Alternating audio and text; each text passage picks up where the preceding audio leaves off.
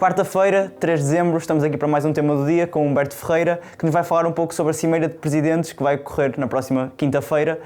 no edifício da Liga Portugal. Humberto, antes de mais, queria-te perguntar qual a importância deste encontro? É um encontro muito importante este, porque estamos na penumbra de Portugal e da Liga Portugal ter que entregar a sua proposta à Autoridade da Concorrência e ao Governo de Portugal para a centralização dos direitos televisivos. E, portanto, estamos a falar de um período, este que vamos entrar agora, o último meio ano de campeonato e de ano desportivo, em que até agora não tinha existido nenhuma Cimeira de Presidentes. Normalmente existe no início da temporada. Em virtude das eleições da Liga Portugal na última temporada, Reinaldo Teixeira reuniu-se com os seus pares no final da época, 28 de maio, por essa altura, que houve esse encontro entre o Presidente da Liga, o novo Presidente da Liga e todas as sociedades anónimas que compõem a Liga Portugal. E, no fundo, era quase uma cimeira de boas-vindas. Esta não. Esta é uma cimeira de trabalho e é uma cimeira onde a Liga Portugal vai mostrar aos clubes, que compõem também a própria Liga Portugal, qual é o trabalho que está a ser desenvolvido ao longo deste período. E por isso esta é uma cimeira assim tão importante, porque, efetivamente, pela primeira vez em meio ano, novamente os clubes vão se encontrar, já com uma época em andamento, já com muito trabalho a ser feito, já com sociedades estabilizadas, já houve eleições do Benfica, o Sporting está estabilizado, o Futebol Clube do Porto teve também já o seu período temporal, com André Vilas-Boas, portanto não estamos em nenhum período de mudança em nenhuma das sociedades anónimas desportivas, sejam elas as mais importantes, como fizemos referência, sejam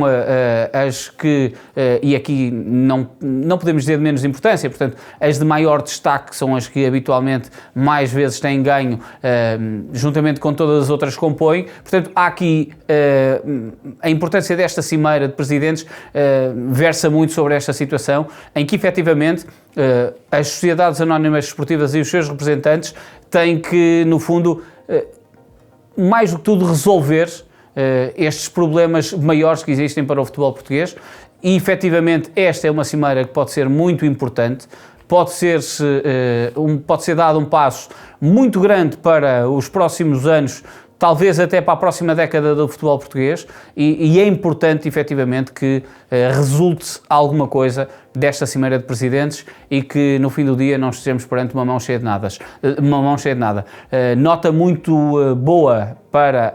a antecâmara desta Cimeira de Presidentes é o facto de termos tido uma jornada da Liga Portugal onde aparentemente não tivemos grandes casos de arbitragem, portanto eu diria que o detalhe e o acessório, ou melhor, o acessório não vai ser debatido, mas sim possivelmente o detalhe e a importância do trabalho, dos 3 pontos que estão na ordem de trabalhos.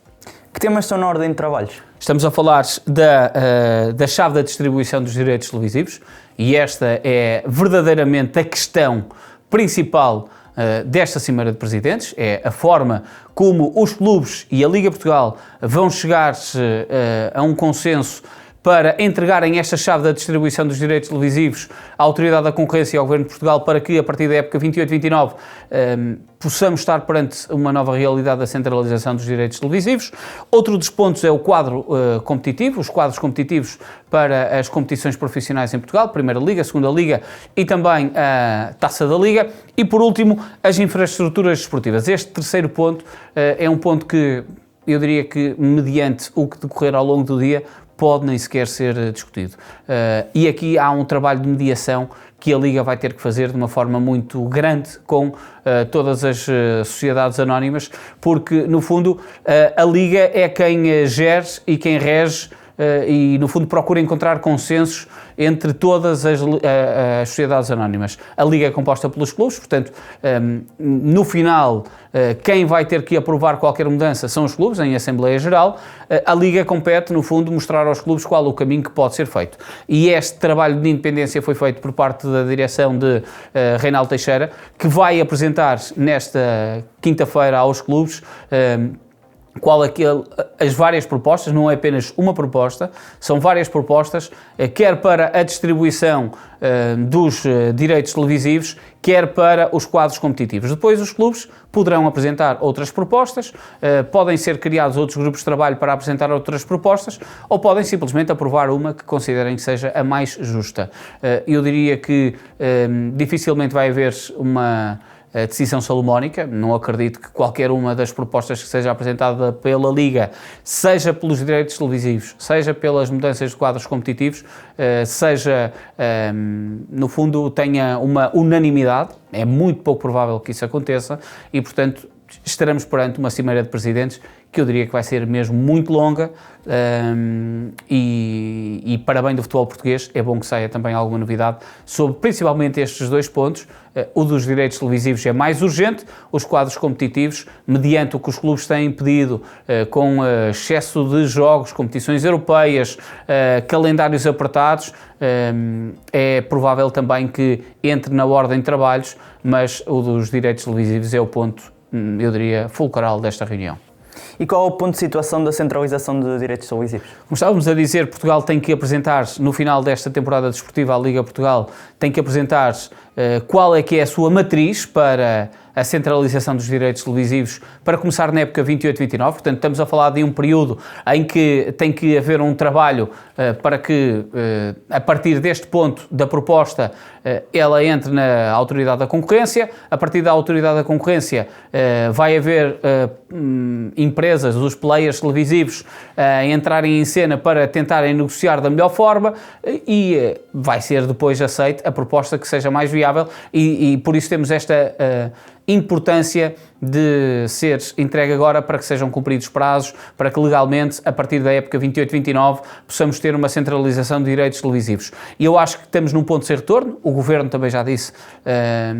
antes mesmo das últimas eleições, que estaríamos num ponto de sem retorno e esta temporada é fundamental para que a situação avance. Se não avançar, vai ter que ser diretamente o Governo a meter mão nesta situação para que a Autoridade da Concorrência possa avançar para uma abertura de concurso da centralização dos direitos televisivos a partir da temporada 28-29. Há aqui muitos, eu diria, fantasmas em cima da mesa, o caos da centralização de direitos televisivos que aconteceram em França no início desta temporada, com a operadora a saltar fora e a chegar a um acordo de rescisão de contrato com a Liga 1, muito recentemente na Bélgica também, de um dia para o outro, a operadora responsável a não conseguir manter o acordo que tinha estabelecido com a Liga e a abdicar, portanto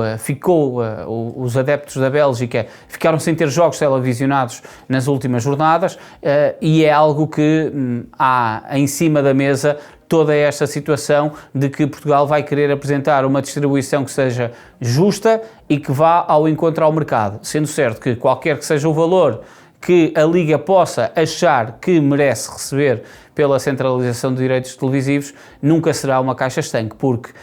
quem vai pagar é que vai definir qual é que é o valor que vale a Liga Portuguesa e não especificamente os clubes ou a própria Liga Portugal, que vai definir a Liga vale X. Quem vai pagar e quem ganhar esse concurso é que, no fundo, vai dizer qual é que é o valor, com a proposta que será a melhor que seja aceite por parte também da Liga Portugal. Portanto, este ponto da centralização dos direitos televisivos está assente um bocado nesta situação, em que, por vezes, podemos achar que a Liga tem um determinado valor, mas quem o comprar vai achar que tem outro valor. É a lei do negócio e do mercado. É urgente uma mudança nos quadros competitivos? Eu acho que os quadros competitivos devem ser revistos com muitas pinças e cautelas, porque outros exemplos de outros campeonatos tiveram mudanças de quadros competitivos de forma abrupta, voltaram depois a modelos antigos, houve modelos que foram alterados para privilegiarem a performance das equipas nas competições europeias e posteriormente veio a perceber-se que essa situação acabou por não ser benéfica para as equipas e também para os respectivos países. Portanto, eu acho que é urgente repensar-se nos quadros competitivos. Não sei se isto significa que tem aqui a haver uma mudança muito abrupta. Acho que, nesta altura, a Taça da Liga tem que ser revista de uma forma profunda, porque estar com 8 equipas envolvidas é algo que é manifestamente curto e que não entra na gênese da Taça da Liga, uma competição que foi pensada para dar maior competitividade a jogadores jovens, nacionais, com as equipas a estarem obrigadas a terem que apresentar um determinado número de jogadores provenientes da formação. Tudo isso foi deitado por terra, em que valorizava os golos, por exemplo, tudo isso foi deitado por terra. Estamos num modelo completamente distinto. Eu acho que tem que ser repensada, porque a Liga não quer sequer abdicar desta prova. Não acho que de todo a Liga pense em deixar de ter a Taça da Liga, porque estamos a falar da única competição que é gerida especificamente pela Liga, em que a Liga consegue controlar os clubes na sua organização. Havendo uma centralização de direitos, vai ser uma situação diferente, mas esta é uma competição onde a Liga tem mão total na sua organização, portanto, não acredito que a Liga queira deixar cair a Taça da Liga, mas acho que é um ponto que tem que ser bem repensado, até como produto, tem que ser bem repensado. Depois, possivelmente poderemos ter algumas reformulações na segunda Liga. Não sei se haverá alguma proposta para uma redução de equipas de Primeira Liga. Acho que deve ser visto tudo com muita cautela, porque os acertos de calendário, proveniente até do maior número de datas FIFA, obriga a que isso também seja reajustado. Mas estou com muita curiosidade de perceber qual é que possa ser a proposta que a Liga apresenta aos clubes para esta mudança de quadros competitivos. Por fim, quais as prioridades das infraestruturas desportivas? Há aqui um dado muito importante sobre esta situação das infraestruturas desportivas, até indo ao encontro da questão da centralização de direitos televisivos. Nós temos estádios em Portugal antigos, temos estádios se calhar não dimensionados para os novos mundos, nomeadamente da parte televisiva e da era digital, em que esse pode ser um ponto muito importante, porque nós chegamos a ver na última temporada fora de jogo a serem retirados com um recurso a uma câmara que havia dúvida se era de videovigilância ou não era de videovigilância. Portanto, a questão da qualidade da transmissão televisiva entronca muito na qualidade que as infraestruturas desportivas, e nomeadamente os estádios de futebol em Portugal, apresentam. Há estádios muito modernos, mas há estádios ainda com uma grande dificuldade para que haja uma homogeneidade, uma transmissão televisiva. E eu acho que o encontrar esse meio termo é um fator que é muito relevante, e tudo isso entronca não só na questão dos estádios, como também na qualidade dos relevados que possam ser apresentados, em que muitas das equipas se queixam da qualidade desses relevados e por vezes eles não são atuados de uma forma tão imediata quanto têm que ser. Portanto, eu acho que esta questão da infraestrutura que leva o jogo a casa e a infraestrutura que melhora o jogo no campo são as duas principais que devem ser pensadas e devem ser também trabalhadas num futuro muito próximo, para que exista uma homogeneidade concreta nas duas principais divisões do futebol em Portugal. Muito obrigado, Humberto. Esta quarta-feira não percam mais um episódio do Negócio e Mistério. Fiquem connosco, fiquem com o 00.